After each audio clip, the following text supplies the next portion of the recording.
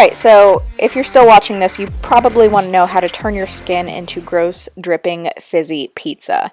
So what I'm doing is taking some liquid latex on a wedge sponge, and I'm going to stipple 3 layers of that anywhere on my skin that I want a burn. And in between each layer, I'm going to make sure that that latex dries before I apply another layer. And I'm going to glue stick my eyebrow down because anytime you get liquid latex in your hair, it's likely going to rip it out. So make sure you glue stick your eyebrow first. And then I'm going to take just regular old cotton balls and start tearing those off in all different shapes and sizes. And you'll want to just put another layer of latex and lay the cotton down on top of it.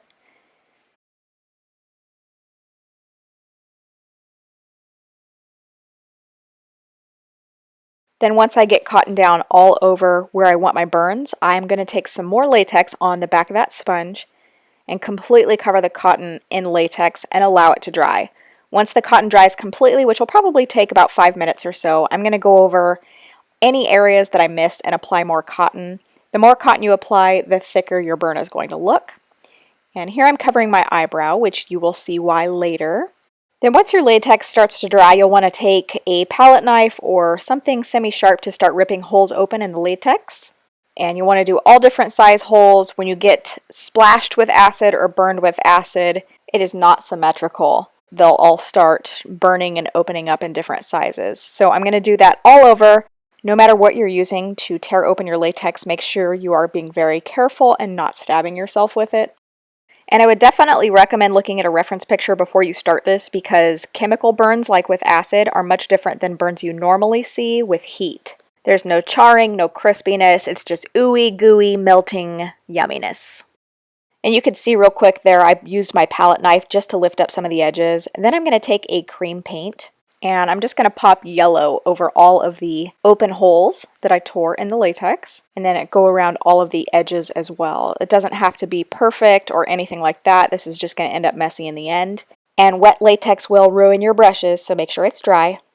Next, I'm using the Bruise tone and Blood tone from this Bruise wheel, sticking that in all of the holes that we tore open.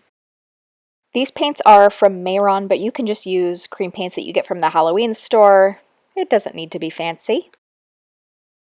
And right now I'm pretty much just sticking the Blood tone in the holes, and I'm going to go in later with the Bruise tone and shade them a little bit. And anywhere that I lifted up with that spatula, like on the nostril, around the eye, around the mouth, I'm going to stick some in there as well, just for shading. Then with any excess paint that I have on the brush, I'm going to start running that over any of the ridges that are over the top of the latex, and also run some of the Blood tone around the edges as well. And that will help the skin around the burn look irritated. So you can see here I've pretty much gone over all of any sort of ridges or lumps in the cotton with the Blood tone. And now I'm taking the Bruise tone, which is that darker paint that I showed you in the Bruise wheel, and I'm going to start shading those areas as well, just basically giving all of the holes that I tore a shadow. And when you shade the holes, that's going to make them look less like pepperoni. Then with whatever excess of the Blood tone is left on my brush, I'm going to blend that outward, and it's going to give it more of a natural fade into my skin. And then take that same color and go over my eye area completely, because the eye is going to be the focal point of this entire burn. I do want to offer a warning, however. Mehron suggests you do not use red or yellow from this palette in the eye area, because a red dye made from crushed up beetles called carmine is a common irritant for people. So make sure you do a color fast test before you use red makeup in your eye area. So I've colored that in with the Blood tone, then I'm taking the Bruise tone and I'm going to shade pretty much everywhere that I put the Blood tone. Then of course, just like normal makeup, if you are using a cream or a liquid, you'll want to set it with a powder. So I'm taking those 3 different color eyeshadows and I'm going to set all of the reds and purples that we applied. This is a pretty crucial step if you are going to be wearing this out to a Halloween party, or, I don't know, if you want it to last at all. It's pretty important to do. Then I'm going to take some more of that bright reddish orange shadow and blend that around all of the edges, so once again there's more of a natural fade into my skin and it looks irritated.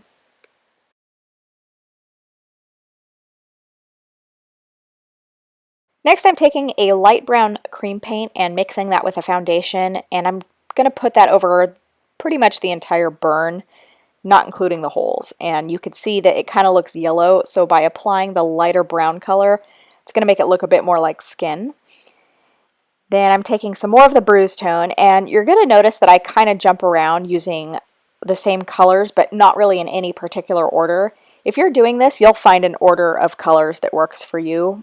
When you're doing special effects makeup, you have to do a lot of shading, and you have to kind of just step back and look at it in the mirror from a distance, and get close and get far from the mirror over and over in order to find the spots that you want to change or want to improve or want to work on. So that's what I'm doing here. So if it seems like I don't really have an order, or if I'm jumping just back and forth, if you try this, you'll find that that's really the best way to do it. And then if the latex gets itchy at all, you can't itch it. So as I mentioned, the eye is the focal point of this entire burn, so I threw in a creepy contact. Next, I'm taking this sponge that I got from the Halloween store. You can get one from a craft store though. And I'm going to stipple some fake blood on all of my holes. And the next step, this is totally optional, but you can take some Alka Seltzer and smash it up into teeny tiny little pieces to stick in your holes.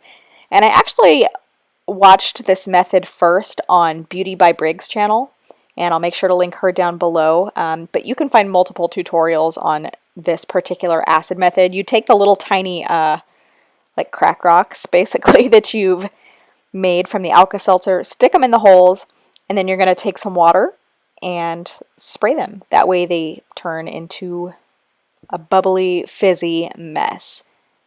So you can see that bubbling there like acid, and it drips off, and it's gross and cool.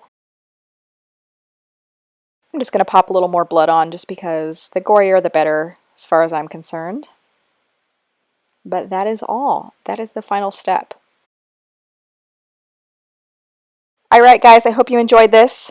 And if you want to see more Halloween looks, don't forget to subscribe to my channel because I will have more coming up. And I will see you in the next one.